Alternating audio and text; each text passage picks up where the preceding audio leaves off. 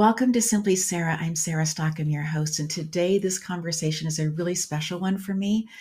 My father-in-law, whom I never met, was a Marine in Iwo Jima, and so we have always had a Marine patch someplace around in our office. And so I get to introduce you to Tommy Richardson. And in this conversation, we're going to be talking about so many different things. But I'm just so grateful that you have carved out time for this conversation. Grateful for your service. And I would love to hear your backstory of how you became a Marine, how you became a SEAL, how you became elite, all of those things. Would love to hear that part of your story, please. And Tommy, I'm just going to give you full stage and take myself off so that you can just Oh, you're speak good. from the heart. I'm good either way. So yeah, I just grew up strict family household, uh, and was grew up really tall, very fast. I grew to my current height, 6'4", when I was 13 years old, something like that. I was a beanpole, and it was the '80s, so it was like a lightning rod for bullying. And I found myself in a lot of situations, verbally, mentally, and physically, shoved in dumpsters and lockers and beat, battered, bruised, to the point to where I found myself at the end of had a pistol in my hand when I was 14, ready to be done training, being done. Why am I around here anymore? And believing all the hype that I had no worth and nothing to give, and was just sorry, straight up. And Yeah. that was kind of coming from all directions. Mhm. But my family had always been very patriotic. We were a family of hunters, and a lot of us, or a lot of them, were in the military. The preponderance was the Marines.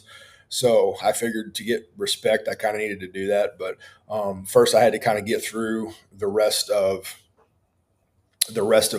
junior high and high school during those tough times. And it was one of those things why I didn't pull the trigger on it. It's the first time I think I heard from God, and I was too dumb to know it at the time, right? Because I heard an audible voice that said, "Stop! Don't do it. I've got something for you." And that scared me to my core. I And bet. I put the pistol down and embraced what would have been, one of the good old Marine Corps adages of the beatings will continue until morale improves. So It's, it was taking the lumps, started martial arts, got a little bit of confidence, and junior senior year started fighting back.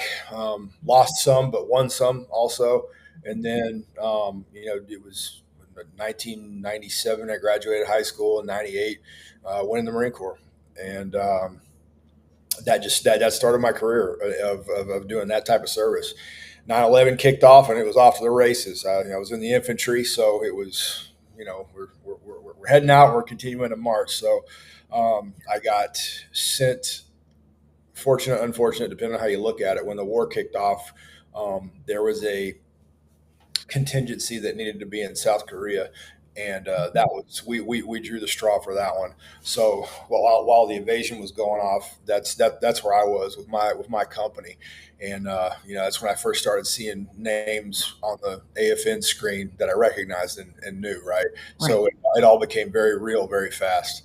And then it was just like an edge of need to get over there, need to do something. Well, we came back, and then there was a skirmish down in Haiti that kicked off. Mhm. And we got assigned to that one as an alpha increment, and we had to be down there within the first boots on the ground to be there within 24 hours, and I was part of that first element. So we did that deployment. And then once we got back, it was a quick couple of months turnaround, and next thing you know, we're at the show. We're in Fallujah, and in Iraq. So did that deployment, and then came back, and it was seeing the end of my ground time, and I joined up to serve and to fight. Right. And I wanted something more. I wanted to, I guess, for lack of a better term, just kind of go to a different level, Mhm. depending on how you look at it, right. And force recon at the time wasn't really an option for me, even though I tried out for it. So I took a B bill at the School of Infantry, and became a tactics instructor while figuring out what I was going to do. Well, one of the guys that I grew up with was a SEAL. Him and his twin brother were, and he was at jump school down at Bragg.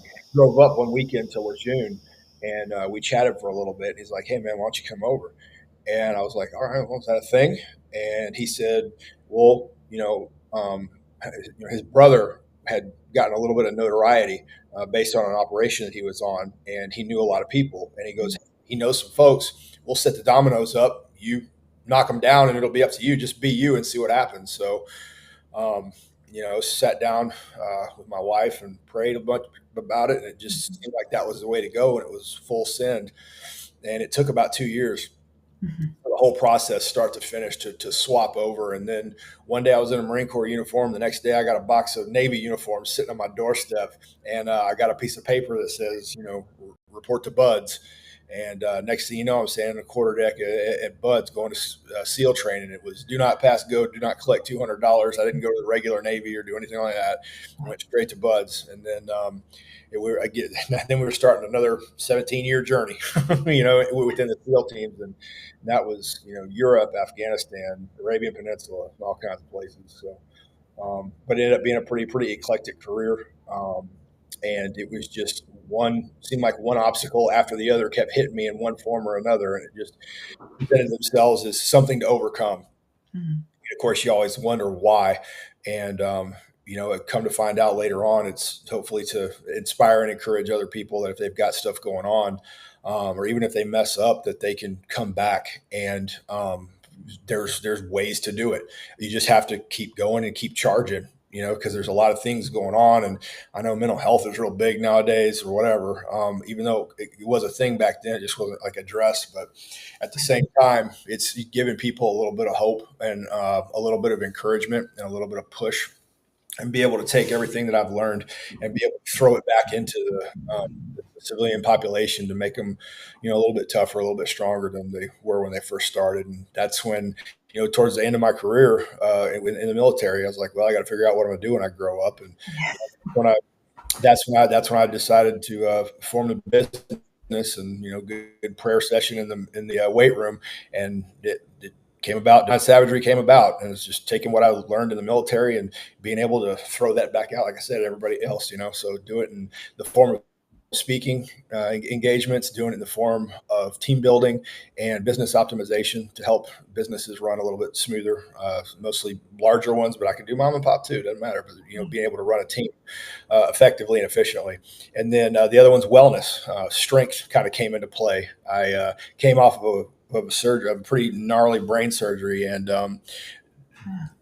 set another crazy goal for myself, and got a hold of it, and that caught the attention of the strongest gym on the planet in Westside Barbell, and they brought me in and taught me their ways, and I started applying their system to the bumps, bruises, and owies that I had picked up over the years of the military, and kind of took a pretty good take at learning, not just learning it, but being able to apply it, and then coach it and teach it to other people. So it's taken everything that I learned through wellness, through nutrition, through sleep, and then through strength training, and being able to apply that to anybody, whether it's an individual or whether it's a group of people. And then, on the side, I'll do a little bit of concealed handgun just because I can't put the guns down, right? And maybe some executive protection training for convoys and things like that. But that to me, that goes under wellness. But yeah, those three big things, and that's what I'm kind of off to the races and trying to make a mark doing right now. Mhm. So much.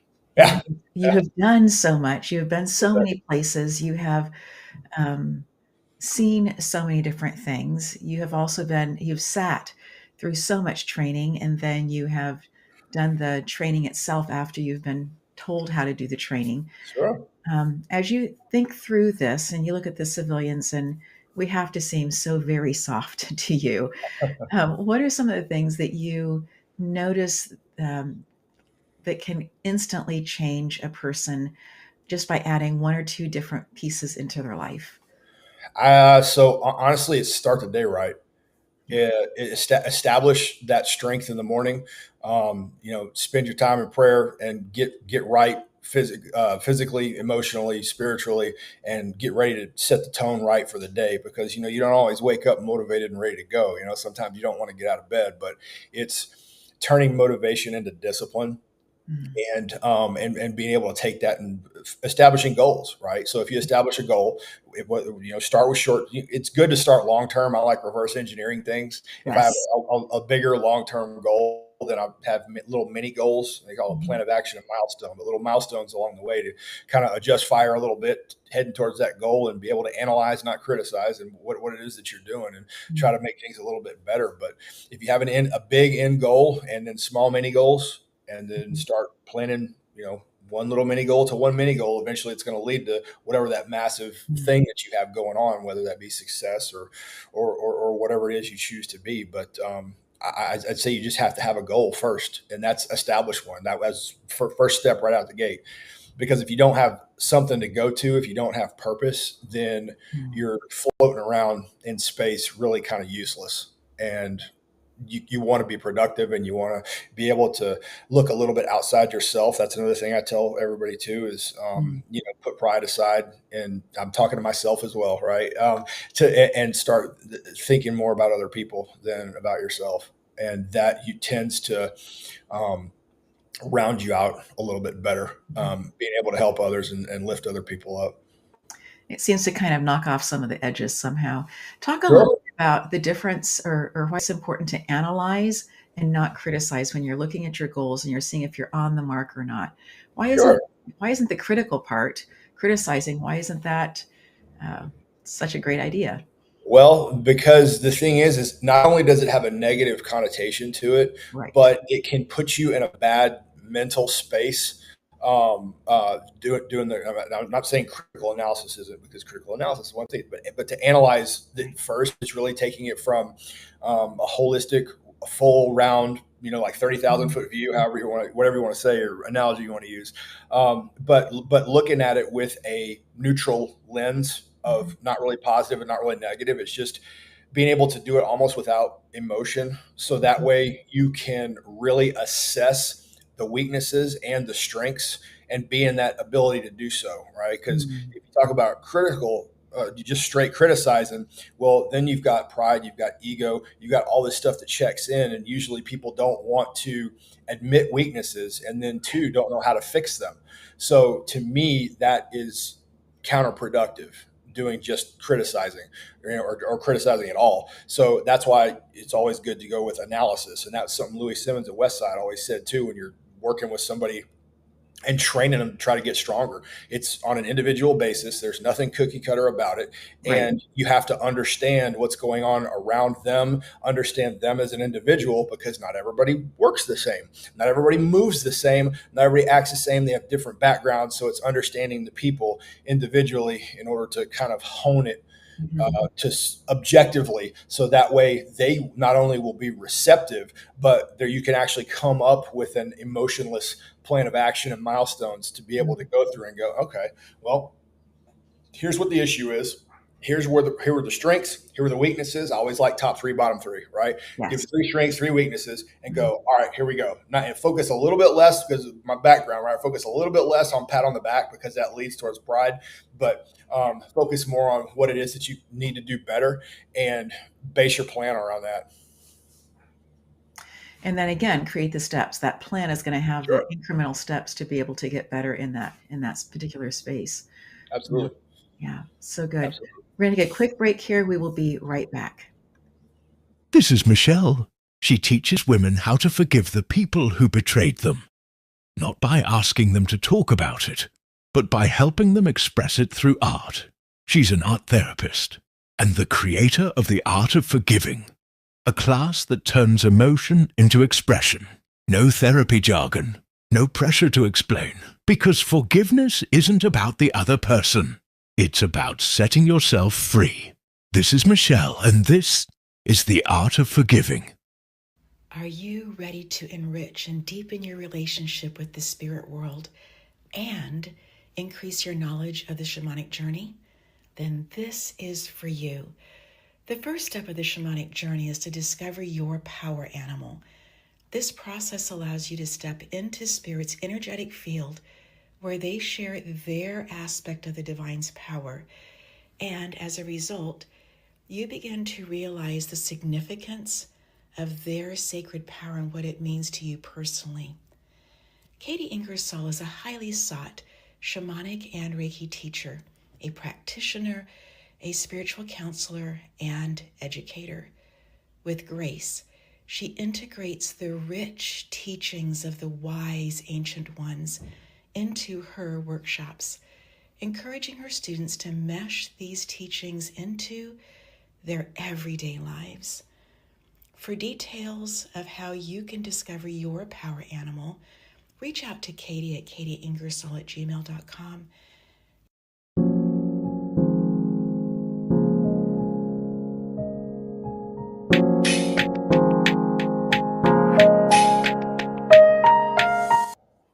Tommy, I'm really encouraged by this conversation because you are just breaking things down to little tiny pieces. And I think that that's so helpful as people are thinking about their own lives and looking at potential things that they may think are um, in the moment emotionally feel insurmountable. And Sure. you're giving these, just break it into little pieces. Go see the insurmountable thing is. Be willing to look at it fearlessly and then begin to break things into little pieces and decide which ones that you can interact with immediately to start moving towards that. Right. Absolutely. How do you eat a whale? One bite at a time. So true, right? So true.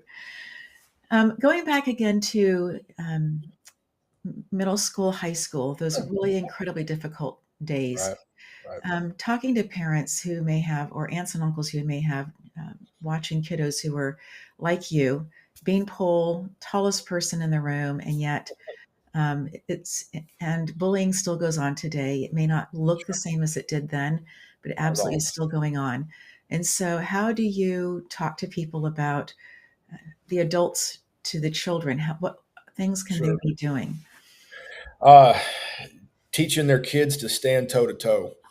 That's what I would have done, because you got to think like this, right? Why is somebody bullying you? They're bullying you because something in their life isn't going so great, right? So Mhm. to the point to where they need to bring others down in order to bring themselves up from whatever situation that they're in. Mhm. You know, they don't tend to look at it from that their standpoint, right? So usually, in order to beat that, and the way that I did was stand up to them, right? Confront them. Don't the problem. The thing is, people want everybody else to solve problems for them. They're your problems. You need to solve them, right? So, and the only way that you can do that is not to skirt around it, but to face them head on and do so. And if it comes down to them throwing hands, then hey, whatever. That you do what you got to do. But the fact of the matter is that you got to be able to understand that you're not, if it's just words and if it's just on the computer or something like that, number one, there's an off button, right? And then Yes. the other one is that, well, is what any of they're saying true? Mhm. Chances are it's not. So don't believe it. It's kind of like reading the comments. There's always going to be positives and there's going to be negatives. Well, how you take it, that's the one of the only mechanisms of control that you have in this life, is how you react to something. Mhm. So you either believe it or you don't. There's not really an in between. So if what they're saying isn't true, be like, whatever, it's one person, that's fine. So I've done situations, like I said, standing toe to toe is the way to do it. I've even tried to meet them with kindness and being like, hey man, you okay? Because Mhm. sometimes that'll floor people. Because I mean, I've had that on social media and whatnot. People will come at you and they're having a bad day or they're having something like that, and they want to play keyboard commando and lash out or whatever. So I'll hit them back and be like, "Is everything going all right? Like, you doing okay or whatever?" And then more often than not, it turns into hour long conversation or a phone call for a couple of more hours of somebody just kind of just dumping everything that they had, and they just needed somebody to talk to. And that's helped, or another one is hey man, can I pray for you? And that therein lies itself. If they're like, I never even thought of something like that, Right. but it's like I said, it's a mechanism of standing toe to toe. And that's what I tell parents is you got to instill that toughness and that, I don't know if you want to call it harsh or whatever, but they just need to be able to stand up for themselves. Because the thing is that this bully, it ain't the last one they're going to see, because it's going to happen in some form or another, whether it be, a family member, whether it be somebody at work, whether it be a boss, or something Mhm. like that. And so you're learning, taking it on as okay, this is what not to do. How is it that I can fix it? What works and what doesn't? Break it down, analyze it, the issue. But I've found more often than not that standing toe to toe is the answer. Hmm. I really appreciate as you spoke about this that I began to think about not just the generation, right? Olders Right. teaching the youngers to stand, but also then siblings and people of the own age, right? To be able Sure. to say, you can stand inside of your worth. And maybe that is part of that conversation as well at some level is who that person is, that the unique characteristics and abilities that they have that perhaps others don't see or they don't appreciate, Right. and coming from at that point as well as saying, you have things that nobody else, you are unique. And Sure. I used to think myself that unique was bad. And then I began to think about, the paintings in the world that are valued the most are the ones that are unique, right? Think about the Mona Lisa. It's a unique piece. There aren't a whole much like it. And so that's one of the things about it that makes it so valuable in people's eyes. And so I think some of that space also of understanding that unique doesn't need to mean bad. Um, it can mean come through looking at it in a different way. I think also when the Proverbs talks about train up a child in the way that they should go. I Right. used to think that that was look at the child and say, okay, as a community, these are our rules and standards, and everyone's going to march to the same thing. And then I heard someone say, what it really means is, as the adult in the room, look at the gifts that this child has, train up the child in the gifts that they have, and they will never depart from those gifts because that's in their DNA. It's who they are. Right. And perhaps even for you and your family, that space of military service and serving other people, training you up in that way. And It's having a heart. That's the thing too. And I've been guilty of this as a father myself. Being coming from the harsh environment or whatever, and my oldest two kids have felt it, and it kills me. But the fact that I was too hard on them because I was like, "World's going to beat you down," this, that, and the other, yeah, um, instead of really going in and taking it from these kids, and then the third one too, just have incredible, massive hearts. And the more that you stomp on that, the more it hardens, and that's completely against the teachings of the Bible. Right? As you're not right, supposed to harden your heart. And then, yeah, like you said too, and that's going against legalism, right? So and that's never a good thing because then you're just teaching them rules. You're not teaching them how to think, how to operate. And that's another thing too is you're not their best friend. You're their parent. You have to yeah, tell them this is the way things are going to be. And sometimes you've got to stand up and be the bad guy, right, right? Or what's perceived as that because you know what's right because you've got more time on planet Earth and you're the one with the experience. And like you said, you teach them as they're supposed to go. And at the same time, if you can admit and say, these are the things that I did wrong. I'm speaking from experience of messing up. So right. you don't do that also. This is where it's coming from. But you come from that position of love instead of a position of criticism. Tommy, I'm not sure this is a popular place to go in the conversation, but it seems to me that there is a lot of looking around, a lot of people who are not willing to stand up for what they believe, um, afraid of being bullied, afraid of being called out, afraid of being misunderstood, Sure. afraid of causing ripples, whatever that happens to be. And maybe it's a personality type, maybe it's the time that we're in, maybe it's Sure. the way that the news and social media interact. I don't know. I would just love to hear some of your philosophy on how can we strengthen who we are and strengthen the positions that we know are right, we know Right. are life giving, and that we can speak those in truth and stand up for those. So 365 times in the Bible, it's said in some fashion or another, do not fear. Right. Or don't be afraid. One for every day of the week or every day, every day of the year, right? Yeah. So that's the thing is that to me, it's if you go back to the Gospels, if you go back to the Scriptures, if you follow the perfect example that we were given in Jesus, you're not going to go wrong. If you look at Galatians 5:25 and you're looking at the fruits of the Spirit and you see that coming forth from that individual, and they're bearing that good fruit, of the kindness, the gentleness, the peace, love, joy, self-control, all that stuff. You'll see it in that individual, where there could be a dumpster fire going on around them, yet they're still joyful. Maybe not happy, but they're joyful. Why? Right. Because they have that peace of the Lord with them, right? So to me, I'm going to but I'm going to invite everyone to go to the Bible, because that is the truth. That is the way. That is the life. That is our instruction manual. That's God's love letter for us. And you can't find something in there that won't help you in some way, fashion, or another, if not completely, which it does. You just gotta actually read it, take it for what it is, understand it, and then start applying it to your life, and it'll get better.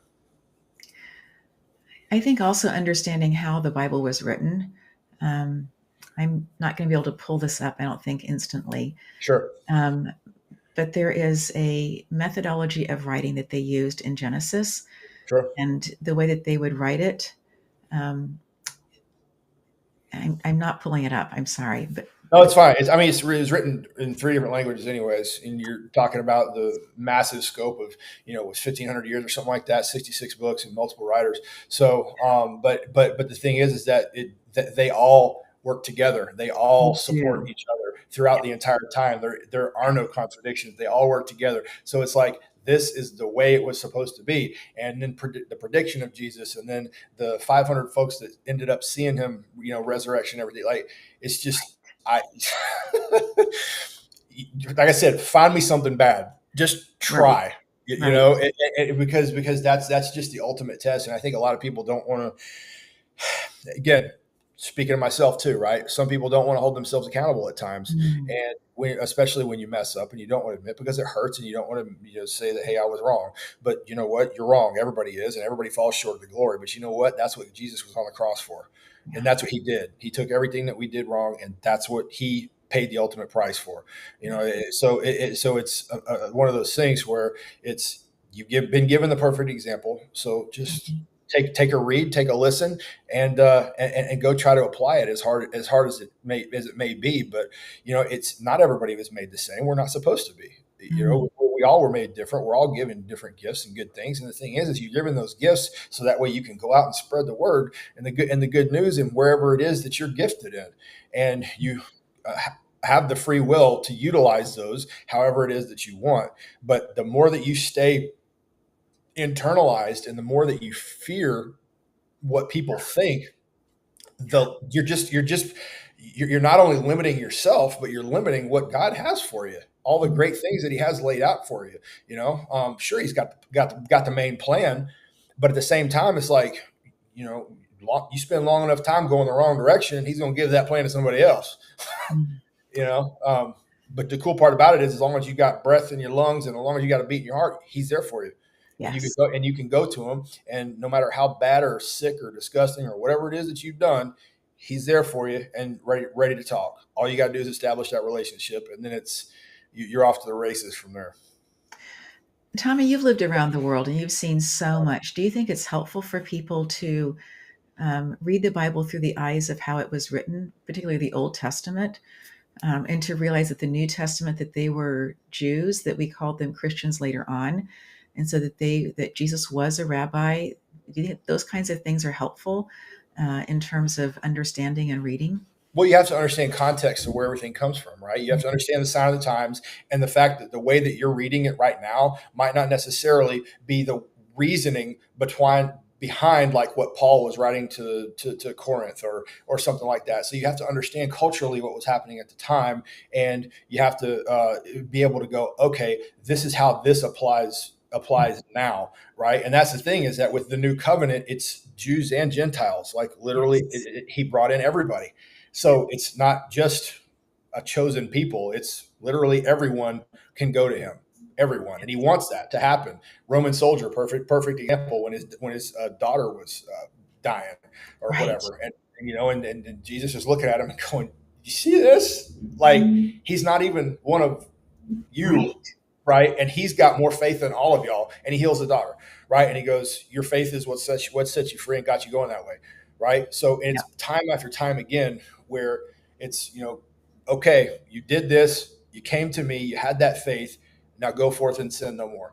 Mm. You know, and knowing full well that you're human and he knows you're going to do it too. But the thing is that the more that you realize it, you learn to hate it. And when you do that, you learn to recognize it and form a plan when something bad is coming, and you go, okay, I recognize this. I'm going to go ahead and turn. But you're going to have that sweet little awesome voice that's in the back of your head going, oh, that's going to be great. That's going to be awesome.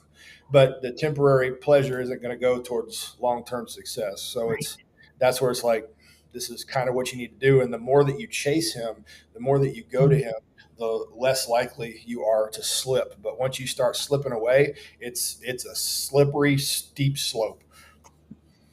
Yes. Tommy, you seem to have mastered the idea that our body is the temple, in addition to that, the spiritual, the tabernacle inside. Mm-hmm. Talk a little bit about how important it is to be taking care of our physical being. Oh, yeah, and that's part of wellness, right? For me, it's a Venn diagram. It's mind, body, and spirit. Every one of them has a direct correlation to the other one. So you want strong spirit, you want strong mind, you want strong body. So you got to take too the way work has changed over the ages, right? Where the exercise was the work that they did, a long time ago. Well, there's not so much manual labor anymore, and a lot of people are waxing chairs with their rear end for a job, and they have to go to the gym. They have to do that exercise in order to live a better life. So there's so many examples, right, of why you should be fit and in shape. I mean, to talk nothing. I mean, the health side of it, right? Your mind will get right. The more in shape and fit that you are, you'll be more determined. You'll be more driven. You'll be more conscious of everything around. You'll be able to do more. Not only that, but there's your longevity right there. You get the sleep, the diet, and the nutrition, or the sleep, the diet, and the physical exercise dialed in. You're going to be living happier, you're going to be living stronger, and you're going to be able to do everything that a human is supposed to be able to do for longer, right? So I always say, if you slow down, you go down. So and walking around too, you talk about the protective nature of it as well, right? You see the child molesters and all these guys that they've captured over the years, and they're like, well, what are they doing? What are they looking at? Well, they're going to look at the dad, or they're going to look at see do you look like a threat? Right now, if you're walking around looking like Stay Puft Marshmallow Man or Michelin Man or something like that, you're literally a soft target. So if you look menacing, then you're going back to that age-old thing of win the fight without having to fight, because they don't want to mess with that. They don't want to mess with the strongest looking one. They want to mess with the one that's the softest, because that's the easiest target. So why do that? Male, female, child, older adult, it doesn't matter.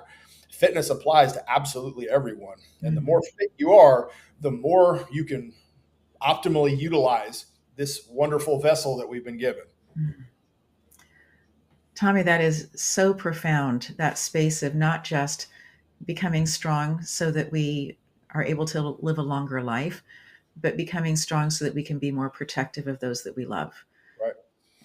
And that your life has demonstrated that. But how incredible for you to be able to give it to us in the civilian world about, hey, what you are doing makes a difference. Sure. How people are seeing and perceiving situations. So when you think about places that you have traveled in America, around the world, what have been some of the places that you have said there is something really special and unique about this place?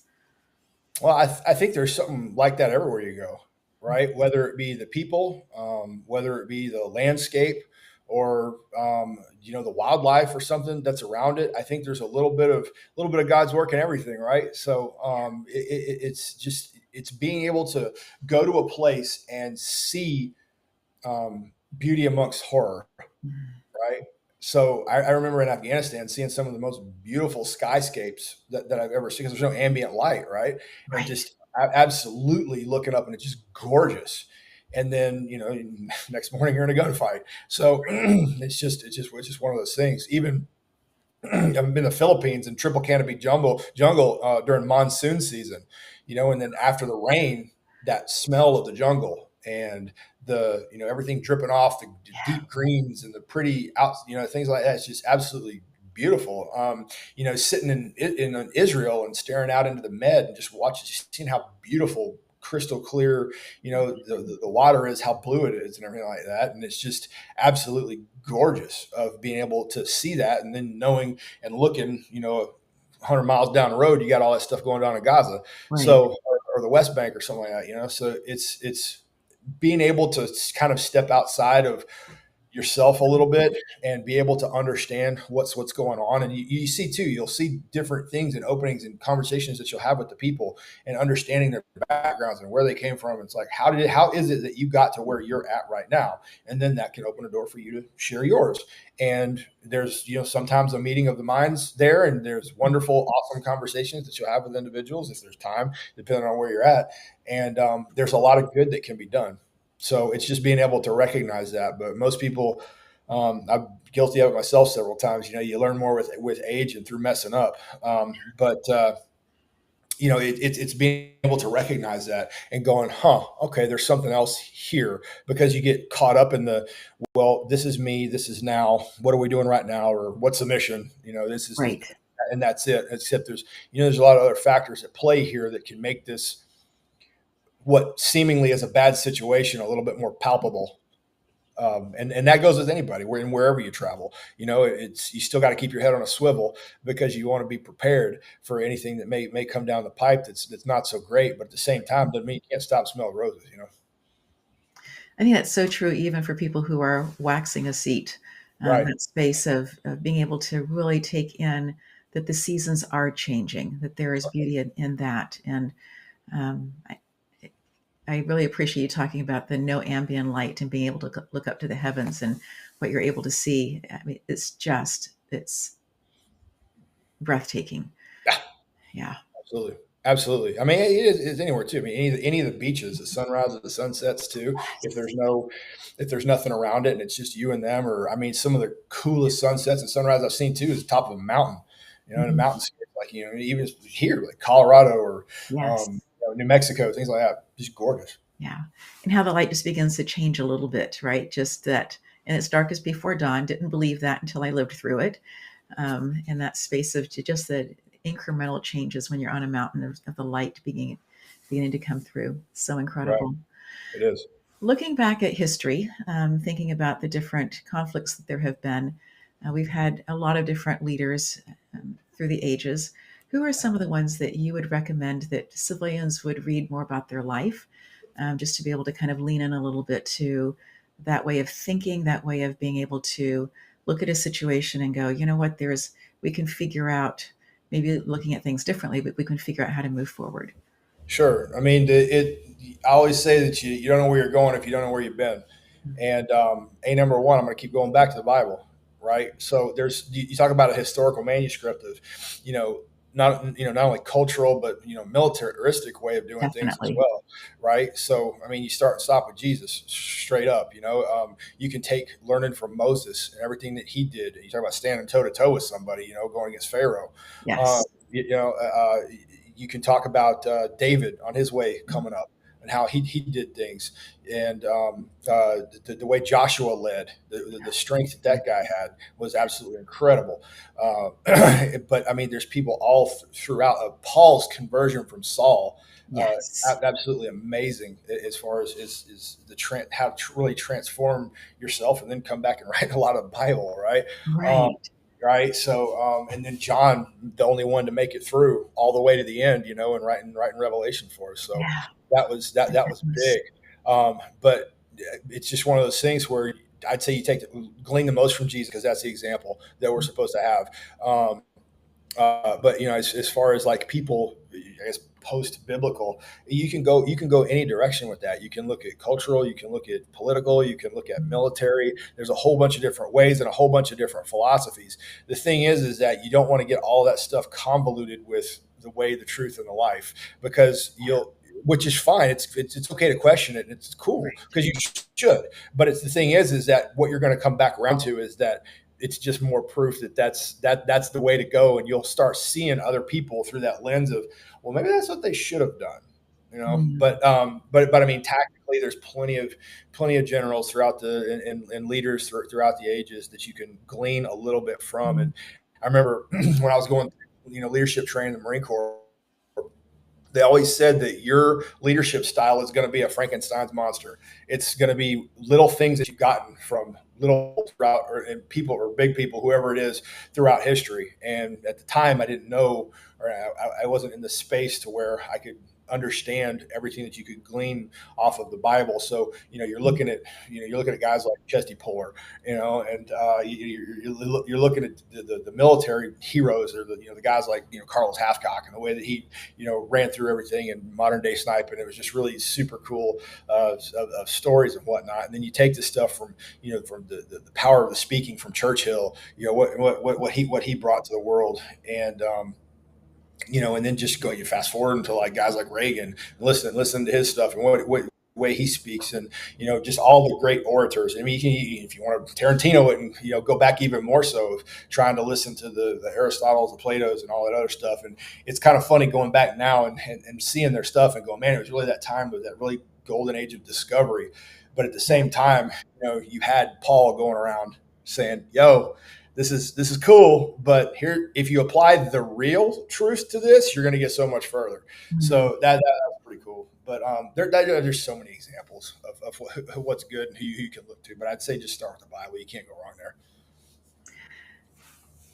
I absolutely agree. I think one of the things I found interesting as I was teaching fifth grade was about George Washington, that he had, I don't know if he's a half brother or step brother, who was in the part of the Redcoats, and Yep. that he would go and watch and go kind of see what his brother was up to. And while he was doing that, he was actually kind of seeing how they worked, and yet he also had space and time that he was with the Native Americans and seeing Sure. how they lived and worked. And Right. that when he then became commander, he was like, I know both, and I have seen how I can Yeah. use that knowledge. And I think that we so often take for granted the things that we learned as a child, the things that we were exposed to, the ways that I think we just take it for granted and don't necessarily see that that is something that can be really helpful for us in our own battles and our own way of how we choose to show up and our own way of how we choose to interact with other people, Right. but that can be so helpful. I know that for myself, growing up in a tribe, and I'm still to this day, Tommy, exceedingly tribal in my thinking. Mhm. And it can be that that tribe is the country club, or the tribe is the church, or the tribe is specific church, or the tribe is whatever. But I, or it can be that it's the party that the people say that they are part of, or whatever. But I see things very tribally. And when I began to understand that as an adult, I began to see that that was kind of like many things. It could be a good thing, but it can also be something to be cautious of internally, that I wasn't just putting everybody into that particular tribe, right? Sure. That just because they showed some pieces about that didn't mean that they were completely in that space, for better or for worse. Sure. Um, and I really appreciate you bringing us back then to the space of the Bible, that space of understanding that written over time, written by different people, and yet the through line, the message of it continues to be this space of truth, and that so many people around the world are reading and are looking for that truth and looking for how to apply it to their lives. And what a positive piece that is, to be able to recognize that and see that, but also to see that there's so much work still to be done, right? The It's Bible is not translated into every language yet. no. And but there are Yeah. people that are working on that. Yeah. To get it as because I mean it tells you the way to live, but if you don't, there's very real consequences that are eternal. So it's one of those things you want to get the word and get it as best you possibly can. Yeah. And I think also to understand that the people who are translating, that there's a difference between translation and interpretation. And I Mhm. remember I've spoken to several different Bible translators as an adult. And one of the key pieces has been we need to understand their culture as we're understanding what we are translating, For sure. right? The culture of that, and so that we are bringing it together so that as they read it, that this ancient culture is being translated into their understanding and their interpretation of daily life as well. Yeah, because it's going to change your look on it too, and especially with Greek, there could be so many different variations depending on how that one word is used. So Mm. yeah, but the cool part about it is, like I said, there's no inconsistencies. None of it is incongruent. So Yeah. as long as you can understand where it is that they came from, you're like, oh, okay, I get that. And then yes, obviously it still applies today and throughout until Jesus comes back. So yeah, you're absolutely right though. You understand the context is huge. Tell me at what point, because you alluded to earlier when you were in the Marines that this wasn't necessarily something that was important to you. And so, at what point in your career did you have this realization that there is something spiritually missing in my life? It was over time, Mm. over a series of lifelong mistakes that you either learned or have to be hard headed enough to repetitively learn, and then understanding that the only peace that you're going to get is through Him, Mm. and it will get you through absolutely anything. You want to overcome something, that's where you go. So, when you come up against something that seems hard, difficult, maybe new, not something that you have figured out before, Right. how do you then approach the Bible, approach um, working through this new piece? Sure, it's go first in prayer and say your piece, and then shut up and listen and see what comes to you, because he'll talk to you and he'll tell you where to go. And fortunately, one of the positive things that we can use the technology that we have is you can say, I'm having this problem scripturally, where do I go, what do I do? And then you Mhm. can say, all right, what's the context of this and how it relates to what's going on now. Then you have that understanding, and you can take that understanding, Mhm. go back into prayer, talk to God about it, and then start applying the things that you get from it. And you'll start seeing that you're going to work your way through pretty much anything. Tell me, I had never thought about using the internet that way. So talk us through that one more time, because I am a Yeah, read the Bible in a year person, right? And so, you can't. I mean, that whole flip, flip, flip, flip, flip, boom. He's going to tell me where to go. I mean, the cool part about it being the living word is that wherever you point, it's you're going to get something out of it, and it's always going to be different. That's why if right. you every time you read through it, you get a little something different from it. But like I said, the cool part about it is that we've got, you can actually use AI for good, other than the whole Terminator thing. But the thing is that it gives us the ability to specifically search for what it is that we're looking Mm. for. Okay. So if I'm, depressed or something like that, okay, well, where do I go and type in, where do I go for encouragement? And then if it's a certain specific, I'm depressed about this because of this, the more specific you are, the better answer you're going to get spit back out at you. And then say, okay, based off of this, because you can take anything from a blurb, and it'll send you to a single passage. It's like, all right, well, cool story. Who wrote it? And you can type it in, just like what you talked about. Who Yep. wrote this? What was the context culturally of what is it that was going on? And now you're literally doing biblical research. And in doing so, you are getting the understanding of the word from every angle that you're supposed to be getting from it. And then it's learning that and what they were, whoever it was that was writing it or whatever the situation is, and then applying it to your life. A lot of the time, especially for Jesus, he spoke in Proverbs, right? And a Yeah. lot of people understand what the heck he was talking about. Right. So, or a parable, excuse me. Parables. Sometimes people don't know how to interpret that, and he did that kind of on purpose because the dude's a dadgum genius. So it's being able to take that out of context and then breaking it down and saying, okay, how is it contextually? What did he mean by this at the time? What all was going on? Are there anything surrounding it that would make it mean more or something else other than what I'm Mhm. interpreting it as? Right. And the more specific you are, the better of an answer you're going to get spit back out at you. And that's what's so cool about it. And even if you want to go generally of overcoming sadness, Mm. boom, it'll pop up like 10, 12, 15, however many verses. Right. And then you can choose your own adventure of which ones you want to use. And it might hit differently every single time. Right. But something in there is going to hit you exactly where you need to get it. I know that my husband was asked to write a devotional, and he wanted to write it about. We've been doing a lot of research on bees, and is it considering bringing bees onto the homestead here where my grandfather had them before, and kind of, learning and watching the videos and that kind of thing. And so he wanted to have it be about, bees and how bees work together and in a hive, and then the church. How could the church be more like that? And so he worked on it for a while and thought, you know what, I'm going to go ahead and put this into the internet and see what happens to be out there with AI. And got back and was like, this is really, really good. It's not in my verbiage. It's in there.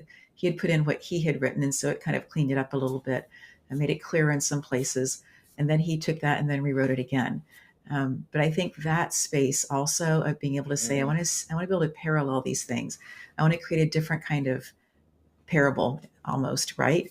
And how do I do that in such a way that it continues to have the biblical understanding of things, and yet is talking about something else that is mentioned in the Bible, honey and bees, but having it be a little bit different in terms of a fresher look on things. So I so appreciate you sharing that, how to use AI to be able to work through things. I have several friends who've recently said that for them, it's the place that they go if they are feeling upset, that they will go to that to ask about, how do I work through this? And again, I haven't done that. But I've thought how interesting to be able to go. It's just a different form of a library, I guess. Yeah, no, absolutely. It's the easiest card catalog you can possibly get, right? Now, the problem is that the enemy is going to use that as a slope to try to snag you, right? Because you've got people that are trying to establish like relationships with the computer. No, Good no, point. we're not going there. Good point. Go there to get Good point. information, use it as a reference, as a resource to get you to where you're supposed to be going, and leave it at that. Yeah, very, very well said. Tommy, I'm loving this conversation. Are there things that you'd like to reiterate, tools, ways you want people to be thinking as we finish up our conversation? Well, I think pretty much throughout this whole thing, they know where I think they ought to go if they got any kind of issues or looking for encouragement or anything like that. But that's where I got mine, and that's how I got through, and I'm currently and getting through anything that I've got going on. Any type of negative or any type of positive. Don't use it as a 911 force. Use it as an everyday force. Yeah. Oh, I so appreciate that. That's a great way of saying that. Thank you so much for carving out time for our conversation. I appreciate it, Tommy. And to our audience, we say thank you so much for being here, for listening to the very end, for pulling these pieces into your heart and allowing them to help you as you look at your own life. Until next time, take great care of you.